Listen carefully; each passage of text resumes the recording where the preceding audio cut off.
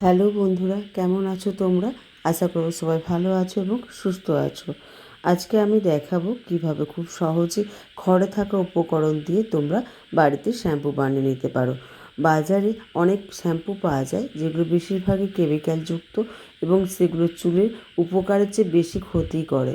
তাই তোমাদেরকে বলবো বাজার চলতি শ্যাম্পু ইউজ না করে বাড়িতে থাকা উপকরণ দিয়ে শ্যাম্পু তৈরি করে নাও, যেটাতে চুল সুন্দর হবে, ঘন হবে, মজবুত হবে এবং চুল পড়া বন্ধ হবে। কথা না বাড়িয়ে শুরু করা যাক। শ্যাম্পু তৈরি করতে প্রথম যে উপকরণ নিয়েছি তা হচ্ছে 2 চামচের মতো রিঠা।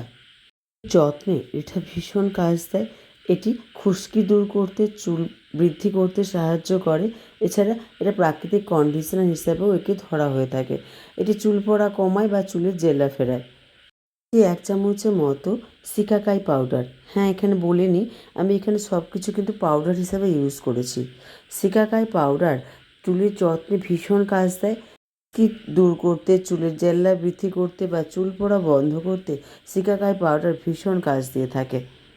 নিয়েছি 1 চামচের মতো আমলা পাউডার।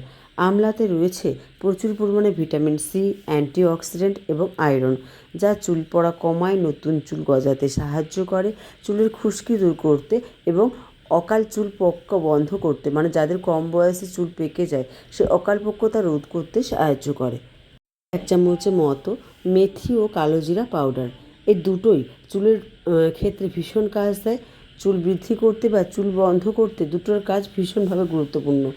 উপাদানের মধ্যে রয়েছে প্রচুর পরিমাণে প্রোটিন, আয়রন এবং অ্যান্টিঅক্সিডেন্ট, যা চুলের গোড়া মজবুত করতে সাহায্য করে।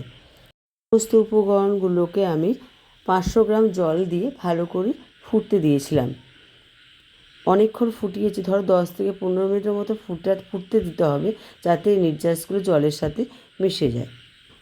যখন ভালোভাবে ফুটে উঠবে তখন গ্যাসের চুলাটা বন্ধ করে দেবে আর এটাকে ঠান্ডা হতে দেবে। ঠান্ডা হয়ে গেলে একটা বোতলের মধ্যে এটা ঢেলে নিয়ে এটা শ্যাম্পু হিসাবে ইউজ করো।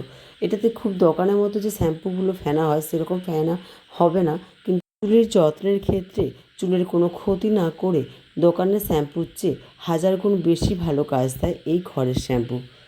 এই শ্যাম্পুটা বেশি পরিমাণে তৈরি করে রাখতে পারো, ফ্রিজে রাখতে হবে। 7 দিনের বেশি কিন্তু এটা ভালো থাকে না, তাই ফ্রিজে রেখে এটা ইউজ করতে পারো। আর এটা ইউজ করবার আগে অবশ্যই প্যাচ টেস্ট করে নিও। যদি দেখো জ্বালা পোড়া হচ্ছে বা চুলকানি হচ্ছে মাথার মধ্যে, তাহলে কিন্তু ইউজ করো না। আশা করি আজকের ভিডিওটা তোমাদের ভালো লেগেছে। ভিডিওটা যদি উপকারী মনে হয়ে থাকে তাহলে প্লিজ একটা লাইক এবং কমেন্ট করো। আর এই ধরনের ভিডিও পেতে গেলে অবশ্যই চ্যানেলটিকে সাবস্ক্রাইব করে দিও। থাকা বেল আইকনটি অবশ্যই প্রেস করে দিও।